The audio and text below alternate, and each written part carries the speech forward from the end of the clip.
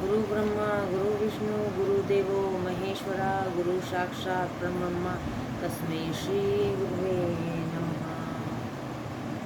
आज हम पहले स्कंद का आगे का भाग शुरू करेंगे।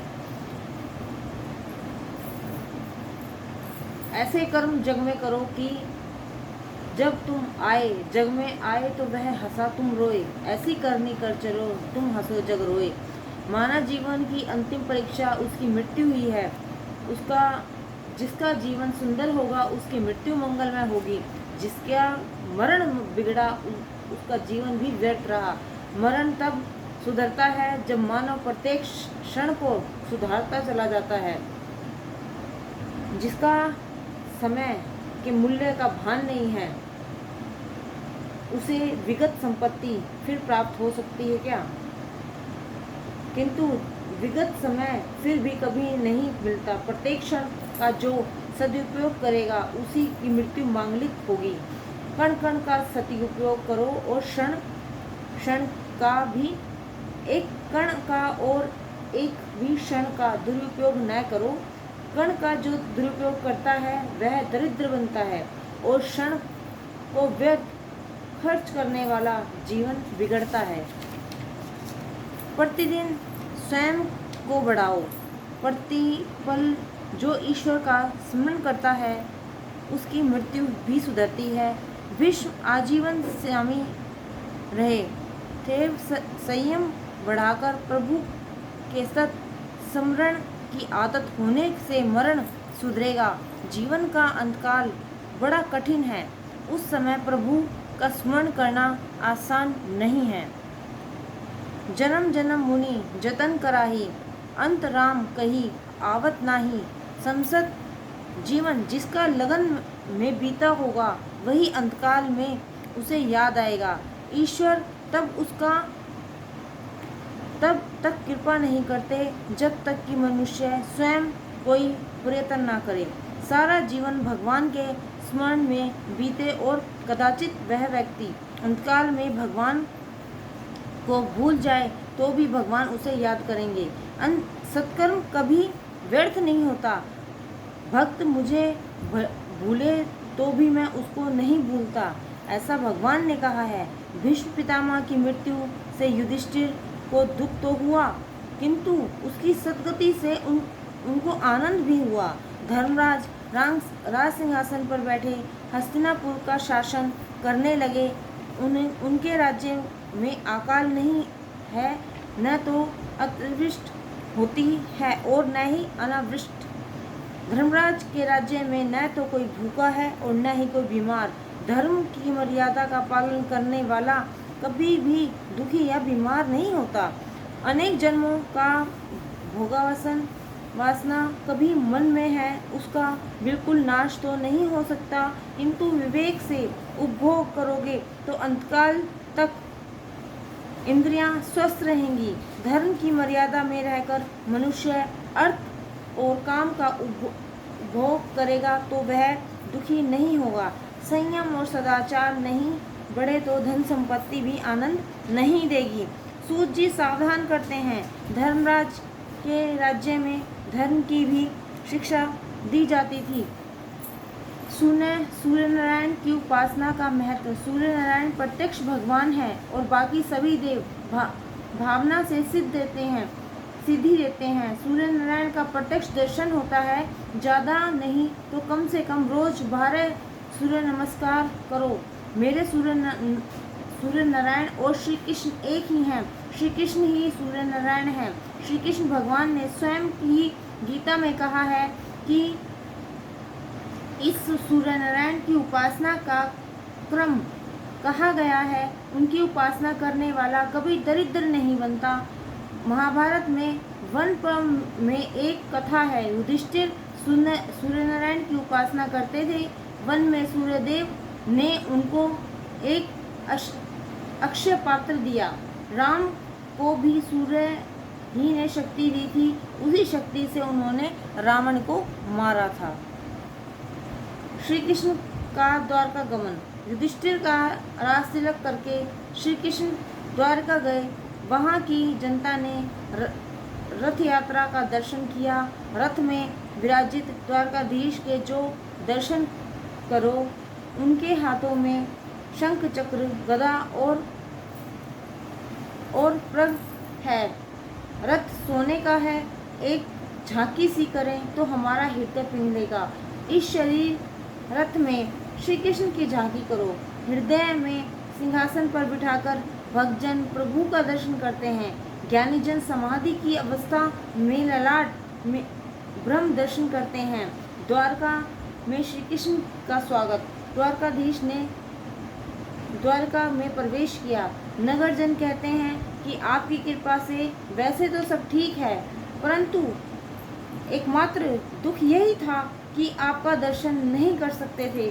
सभी को कृष्ण दर्शन की आतुरता है। भगवान ने अनेक रूप धारण किए हैं। 16,000 रानियों के साथ राजप्रसाद में प्रवेश किया। भगवान वाणी चतुर है। सभी रानियों से कहते हैं कि मैं तेरे ही घर में पहले आया हूँ। श्री कृष्ण योगेश्वर हैं, शंकर भी योगेश्वर हैं। प्रवृत्ति में पूर्णतः रहकर भी उसमें आसक्त न बने, वही है योगेश्वर। संपूर्ण निवृत्त रहकर स्वरूप में स्थिर रहे, वह है योगेश्वर। परीक्षित का जन्म। 12वें अध्याय में परीक्षित के जन्म की कथा है। उत्तरा ने बालक को ज्ञान दिया। वह चारों ओर देखने लगा। माता के उदर में मुझे चतुर्भुज स्वरूप जो पुरुष दिखता था, वह कहाँ है? परीक्षित भाग्यशाली था कि उसको माता के गर्भ में ही भगवान के दर्शन हुए। यही कारण है कि वह उत्तम श्रोता हैं। 14वें और 15वें अध्याय में धृतराष्ट्र पांडव मोक्ष की कथा है। 16वें अध्याय में परीक्षित चरित्र का आरंभ होता है। विदुर जी तीर्थ यात्रा करते हुए प्रभास क्षेत्र में आए। उन्हें खबर हुई कि सभी कौरवों का विनाश हुआ है और धर्मराज सिंहासन पर बैठे हैं। केवल मेरा भाई धृतराष्ट्र ही धर्मराज के यहाँ मुट्ठी भर खाने के लिए रह गया है। विदुर जी आए। धर्मराज ने उनका स्वागत किया। विदुर जी सम्मान मांगने नहीं आए थे, अपने बंधु और अपने बंधन मुक्त कराने के लिए आए थे। उन्होंने 36 वर्षों तक तीर्थ यात्रा की। संत तीर्थों को पावन करते हैं। वैसे तो इसका कारण यह है कि यात्रा में अन्य चिंताओं के कारण परमात्मा को नियमित ध्यान नहीं हो पाता। सत्कर्म नियम पूर्वक ही नहीं होता है। इससे तीर्थ यात्रा की अपेक्षा भगवान का ध्यान श्रेष्ठ है। देवी भागवत में लिखा है कि घर की अपेक्षा अधिक सत्कर्म तीर्थ यात्रा में न हो सके तो वह तीर्थ यात्रा व्यर्थ ही है। विदुर जी ने 36 वर्ष तक यात्रा की, फिर भी बात तो अति श्रेष्ठ है में ही कही आत्म प्रशंसा मृत्यु है। अपने सत्कर्मों का स्वयं अपने मुख से वर्णन न करो। विदुर जी ने 36 वर्ष की यात्रा का 36 शब्दों में ही वर्णन किया है। मध्य रात्रि के समय विदुर जी धृतराष्ट्र के पास गए। वे जाग रहे थे। विदुर जी ने पूछा कि नींद नहीं आ रही है क्या? जिस भीम को तुमने विष भरे लड्डू खिलाए, उसी के घर में तुम अब मीठे लड्डू खा रहे हो। धिक्कार है तुम्हें। पांडवों को तुमने दुख दिया। तुम ऐसे दुष्ट हो कि राजसभा में द्रौपदी को बुलाने की तुमने अनुमति दी थी। पांडवों को छोड़कर अब यात्रा करो। धृतराष्ट्र कहता है कि मेरे भतीजे बड़े अच्छे हैं, मेरी खूब सेवा करते हैं, उन्हें छोड़कर जाने को दिल नहीं करता। विदुर जी ने उपदेश धृतराष्ट्र और गांधारी का वन में जाना। विदुर जी कहते हैं, अब तुम्हें भतीजा प्यारा लग रहा है? याद करो, तुमने पांडवों को मारने के लिए कितने प्रयत्न किए थे। भीमसेन को लड्डू में विष दिया, लक्षागृह में आग लगाई आदि। धर्मराज तो धर्म की मूर्ति हैं, सो तुम्हारे उपकार का बदला उपकार से दे रहे हैं। मुझे लगता है कि कुछ ही दिनों में पांडव पलायन करेंगे और तुम्हें सिंहासन पर बिठाएंगे। तुम अब मोह छोड़ो। तुम्हारे सिर पर काल मंडरा रहा है, तुम्हारे मुख पर मुझे मृत्यु दर्शन हो रहे हैं। समझ बूझकर गृह त्याग करोगे तो कल्याण होगा, नहीं तो काल के धक्के के कारण घर छोड़ना पड़ेगा। घर छोड़े बिना कोई चारा नहीं है। धृतराष्ट्र कहता है, भाई तेरा कहना ठीक है, किंतु मैं तो अंधा हूँ, अकेले कहाँ जाऊँ। विदुर जी कहते हैं कि दिन को तो धर्मराज तुम्हें जाने भी नहीं देंगे, मध्य रात्रि में मैं तुम्हें ले चलूँगा। धृतराष्ट्र और गांधारी को लेकर विदुर जी सप्तस्रोत तीर्थ गए। सुबह हुई। युधिष्ठिर धृतराष्ट्र से महल में मिलने के लिए आए।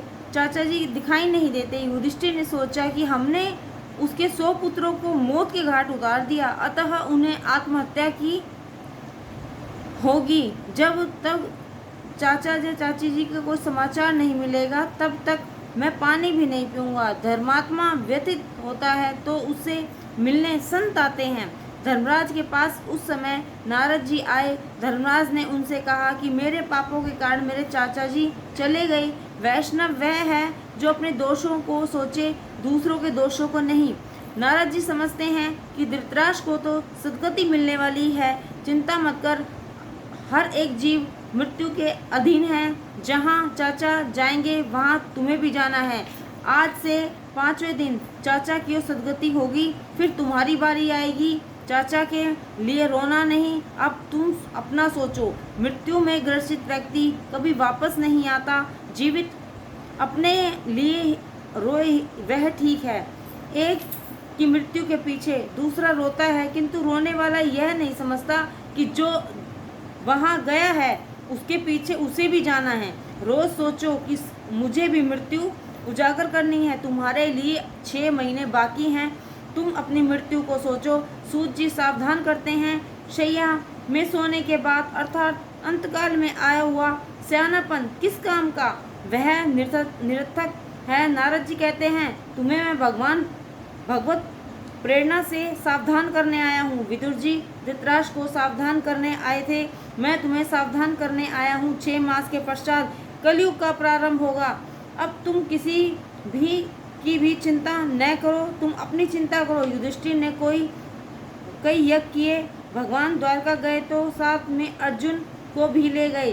प्रभु की इच्छा थी कि युद्धकुल का नाश हो तो अच्छा हो, और युद्धकुल का सर्वनाश हो गया। अपशकुन देखकर महाराज युधिष्ठिर ने कलयुग का आगमन के संबंध में शंका करना और अर्जुन का द्वारका से लौटना। युधिष्ठिर ने भीम से कहा कि नारद जी ने जो कहा था वह सब अब आ रहा है। ऐसा लगता है मुझे कलयुग की परछाई दिखाई दे रही है। मेरे राज्य में अधर्म बढ़ रहा है। मंदिर में ठाकुर जी का स्वरूप आनंद में नहीं दिखता।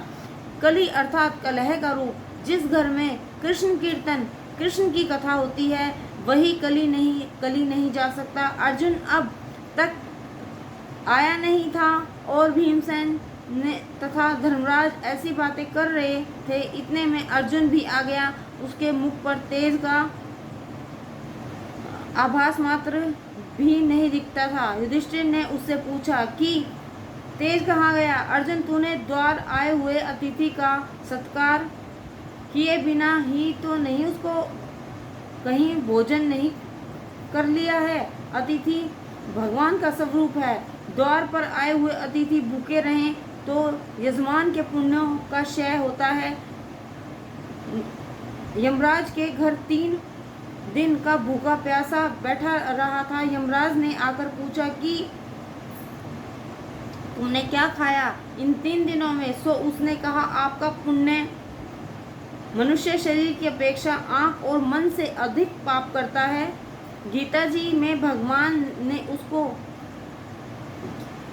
घूमता ज्ञान दिया।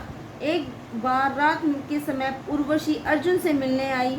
अर्जुन ने उसका मुख तक न देखा। उसने उर्वशी से कहा कि माताजी, मैं तो भारत खंड का वासी हूँ, मेरे लिए पर स्त्री माता के समान है। एकांत में जो काम को पराजित करे वही वीर है। मुझे पूरा भरोसा है कि पर स्त्री गमन का पाप अर्जुन नहीं कर सकता। फिर भी वह आज निस्तेज क्यों है? मुझे तो यह लक्षण कलयुग के लगते हैं। धर्मराज अर्जुन से पूछते हैं, तेरे आत्मस्वरूप परमात्मा श्री कृष्ण कुशल से तो हैं, न वे द्वारका में भी हैं क्या? अर्जुन ने कहा, क्या क्या बतलाऊं भाई, मेरे प्रभु ने मेरा त्याग किया है। जिन्होंने लक्षागृह में हमें बचाया था वे अब तो स्वधाम पधारे हैं। प्रभु मुझे अंतकाल में साथ नहीं ले गए। उन्होंने मुझसे कहा कि तू जब मेरे साथ आया ही नहीं था तो फिर मेरे साथ अपने साथ ले जा कैसे सकता हूँ। मैंने तुझे गीता शास्त्र का जो ज्ञान दिया है वही तेरी रक्षा करेगा। बड़े भैया, आज तक मैं कभी हारा नहीं था, किंतु कृष्ण विरह से व्याकुल हुआ हूँ। आज द्वारका से लौट रहा था तो रास्ते में काबा लोगों ने मुझे झूठ लूट लिया। मुझे लगता है कि मुझ में जो शक्ति थी वह मेरी नहीं थी, किंतु द्वारकाधीश की ही थी, और उनके चले जाने से वह शक्ति भी चली गई है। मुझे प्रभु के उन अनंत उपकारों की याद आ रही है। लक्षागृह दहन आदि कई संकट अवस्था में उन्होंने हमारी रक्षा की थी। कृष्ण कृपा को याद करते करते अर्जुन कृष्ण विरह में रो रहा है। धर्मराज से अर्जुन कह रहा है कि द्रुपद राजा की राज्यसभा में मैंने तो मत्स्य वेद किया था, वह भगवान की शक्ति के बल पर ही किया था। मुझ में तो हिम्मत ही न थी, किंतु मुझ पर भगवान की कृपा दृष्टि से जिससे मुझे शांति का संचार हुआ और मैं उस दिन मत्स्य वेद कर सका। लक्षागृह की आग में पांडव जलकर मर गए, ऐसा मानकर दुर्योधन ने तो उनका श्राद्ध तक कर दिया था। संसार में मन रूपी मत्स्य घूमता फिरता है, उसको विवेक रूपी बाण से मारो। जिसे द्रौपदी मिलती है उसका सारथी भगवान को होना पड़ता है। द्रौपदी कृष्ण भक्त का ही नाम है। मन को जब तक न मारोगे कृष्ण भक्ति प्राप्त नहीं होगी। मन को जो प्रिय है वह मत करो। मन की इच्छा के वश नहीं होंगे तो धीरे धीरे वह अंकुश में आता जाएगा। बड़े भैया द्रौपदी से भी कितना स्नेह था। द्रौपदी ने केश पकड़कर दुष्टजन से उसे सभा में खींच लाए। आंसू भरी आंखों से द्रौपदी श्री कृष्ण के चरणों में जा गिरी। उन्होंने सभा में ही प्रतिज्ञा की कि इस अपमान का बदला लूंगी, और श्री कृष्ण ने उन्हें दुष्टों की ऐसी दशा की कि पत्नियां विधवा बनी और उन्हें अपने केश स्वयं ही छोड़ने पड़े। बड़े भैया, याद करो वह प्रसंग कि जब हमारा नाश करने के लिए कपट करके दुर्योधन ने दुर्वासा को भेजा था। भाजी के एक ही पत्ते से अक्षय पात्र भर के कृष्ण ने हमें उस संकट से बचाया था। दुर्योधन की विनती के अनुसार दुर्वासा 10,000 शिष्यों के साथ पांडवों के आंगन में पधारे हैं।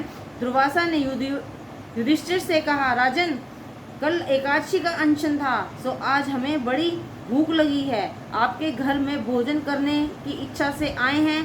सूर्य नारायण द्वारा दिए गए अक्षय पात्र से पांडव मध्यकाल में आए हुए उन ब्राह्मणों को भोजन कराते हैं। अक्षय पात्र संकल्प अनुसार भोजन देता है। पांडव तो ऐसे भक्त हैं कि विपदा अवस्था में भी ईश्वर की कृपा का ही दर्शन और अनुभव करते हैं। आज द्रौपदी भोजन कर चुकी है, सो अक्षय पात्र से कुछ ही भी मिलने की संभावना नहीं थी। फिर भी युधिष्ठिर ने दुर्वासा से कहा कि बड़ी कृपा हुई हम पर कि आपने हमारा आंगन पावन किया। आप सब गंगा स्नान कर लें, इतने में भोजन तैयार कर देंगे। धर्मराज का धैर्य तो देखो कि घर में अन्न का एक कण तक नहीं है, फिर भी उन्हें 10,000 ब्राह्मणों का भोजन के लिए आमंत्रण दे रहे हैं। युधिष्ठिर को विश्वास है कि मैंने आज तक कभी अपने धर्म की अपेक्षा नहीं की।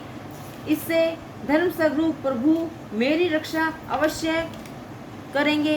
भीम, अर्जुन, द्रौपदी आदि चिंता कर रहे हैं कि इन सबको भोजन कैसे कराएंगे। द्रौपदी भी सोचती है कि अब अक्षय पात्र भी काम नहीं आ सकता, क्योंकि मैंने भोजन कर लिया है। द्रौपदी दुख से कातर हो रही थी कि भोजन न मिलने से क्रोधित होकर दुर्वासा शाप देंगे और पांडवों का सत्यानाश हो जाएगा। द्रौपदी द्वारकाधीश को प्रार्थना करने लगी, नाथ मेरी लाज रखना, नहीं तो जगत तुम्हारी ही खिल्ली उड़ाएगा। द्रौपदी ने अंतराध किया कि जिस प्रकार आज तक तुमने हमारी सहायता करके लाज रखी है, उसी तरह आज भी तुम हमारी लाज रखोगे।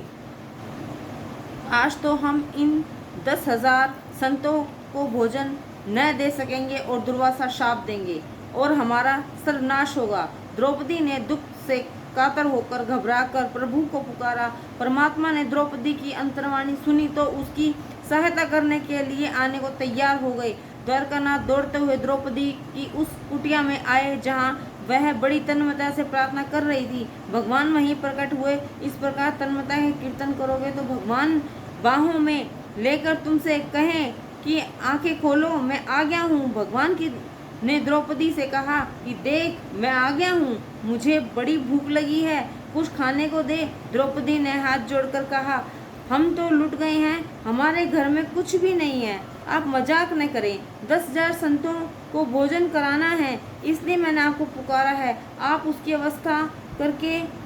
व्यवस्था करके हमारी लाज रखें और बड़ी कृपा होगी। तो भगवान कहते हैं कि संतों के भोजन का प्रबंध तो बाद में होता रहेगा, किंतु पहले मेरे लिए खाने के लिए कुछ बात करो।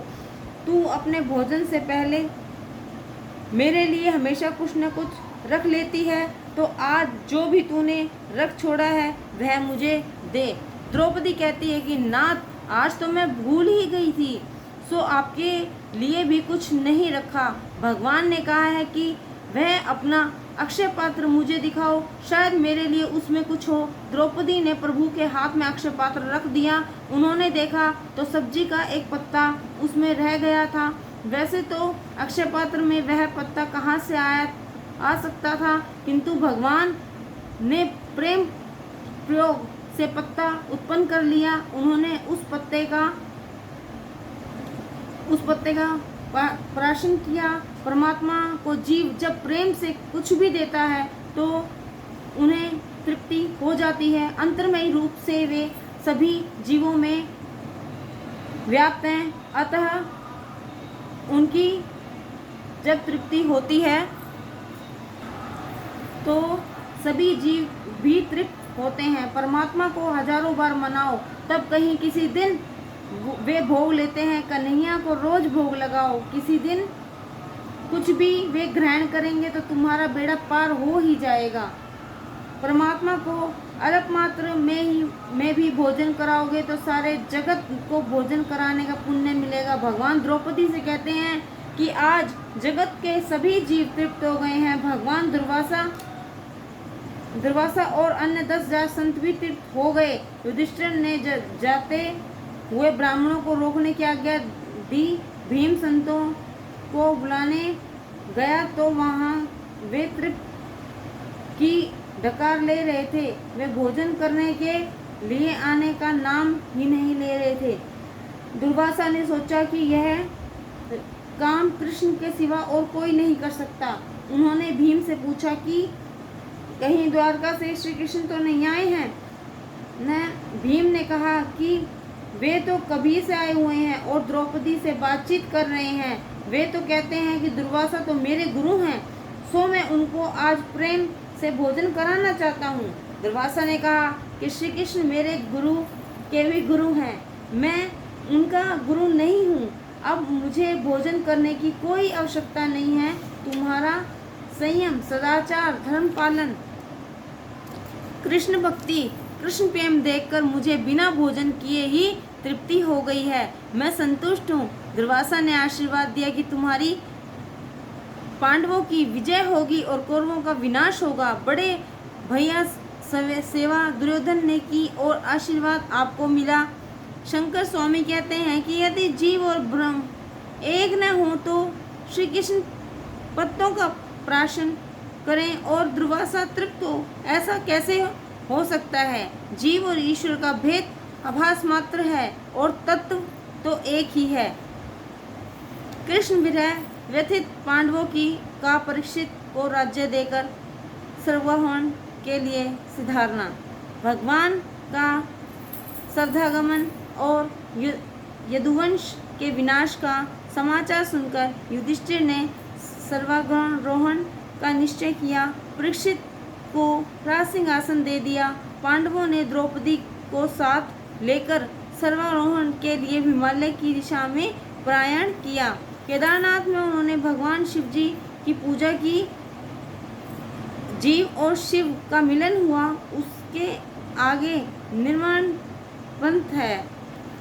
पांडवों ने वही रास्ता लिया। चलते चलते सबसे पहले द्रौपदी का पतन हुआ, क्योंकि वैसे तो वह एक पतिव्रता थी, किंतु अर्जुन के प्रति उसका अधिक प्रेम था, सो वह उसकी ओर पक्षपात का भाव रखती थी। दूसरा पतन हुआ सहदेव का, क्योंकि उसे अपने ज्ञान का अभिमान था। तीसरा पतन हुआ नकुल का, क्योंकि उसे अपने रूप का अभिमान था। फिर पतन हुआ अर्जुन का, क्योंकि उसे अपने बल का अभिमान था। फिर पतन हुआ भीम का। उसने धर्मराज से पूछा कि मेरा पतन क्यों हुआ? मैंने तो कभी कोई पाप नहीं किया था। युधिष्ठिर ने कहा कि खाता बहुत था, सो तेरा पतन हुआ। खाने के समय आंखें खुली रखो, किंतु संतों को और देवों को भोजन कराते समय आंखें बंद रखो। धर्मराज अकेले आगे बढ़ने लगे। धर्मराज की परीक्षा करने के लिए यमराज कुत्ते का रूप लेकर उनके पास आए। उन्होंने दूसरा भी रूप लिया और युधिष्ठिर से कहा कि मैं तुम्हें स्वर्ग में ले जाऊंगा, किंतु तुम्हारे पीछे पीछे कुत्ता चला आ रहा है, उसे स्वर्ग में प्रवेश नहीं मिलेगा। तो युधिष्ठिर ने कहा कि जो मेरे साथ साथ चला आया है, उसे मैं अकेले कैसे छोड़ दूं? उसे छोड़कर मैं स्वर्ग में नहीं जा सकता। 7 कदम साथ चलने वाला मित्र बन जाता है। धर्मराज सदेश स्वर्ग गए। पांडव प्रभु के धाम गए। उनकी मृत्यु उजागर हो गई, क्योंकि उनका जीवन श्रेष्ठ था और शुद्ध था। उन्होंने अपने जीवन काल में कभी धर्म न छोड़ा था। धन की अपेक्षा धर्म श्रेष्ठ है। धन इस लोक में कुछ सुख देता है, कभी कभी दुख भी देता है, किंतु धर्म तो जीवन का परलोक दोनों को उजागर करता है। धर्म मृत्यु के बाद भी साथ साथ आता है। जब अब परीक्षित राज करने लगे, उन्होंने धर्म से प्रजापालन किया। 3 अश्वमेध यज्ञ भी किए। अश्वमेध यज्ञ के समय घोड़ों को मुक्ता से विचरण कराया जाता है। वासना ही घोड़ा है। वासना कहीं बनता ही नहीं है। आत्मस्वरूप में विलीन होने पर ही वह अंकुशित होती है। किसी विषय में वासना फंस न जाए, इसका ध्यान रखना जरूरी है। इंद्रिय, शरीर और मनोगत वासना का नाश ही 3 यज्ञ है। परीक्षित ने यह 3 यज्ञ किए, 4था यज्ञ बाकी था। बुद्धिगत वासना का नाश तो सुखदेव जी जैसे ब्रह्मनिष्ठ गुरु की कृपा से ही होता है, अतः 4था यज्ञ अभी तक हुआ ही नहीं था। शुद्ध आचार हो तो विचार शुद्ध होते हैं। जल शुद्धि और अत्र शुद्धि और मर्यादाओं के पालन से सिद्धि मिलती है। आचार शुद्ध रखो, स्वेच्छाचारी का पतन होता है। परीक्षित ने आचार अति शुद्ध थे, अर्थात धर्मराज कथित मर्यादा के अनुसार थे, सो उनमें कली पुरुष का प्रवेश न हो सका। कली ने सोचा कि परीक्षित कुछ पाप करे तो मैं उसमें प्रवेश पा सकूंगा। राजा के मन में पहले प्रवेश करूं तो प्रजा में भी प्रविष्ट हो सकूंगा।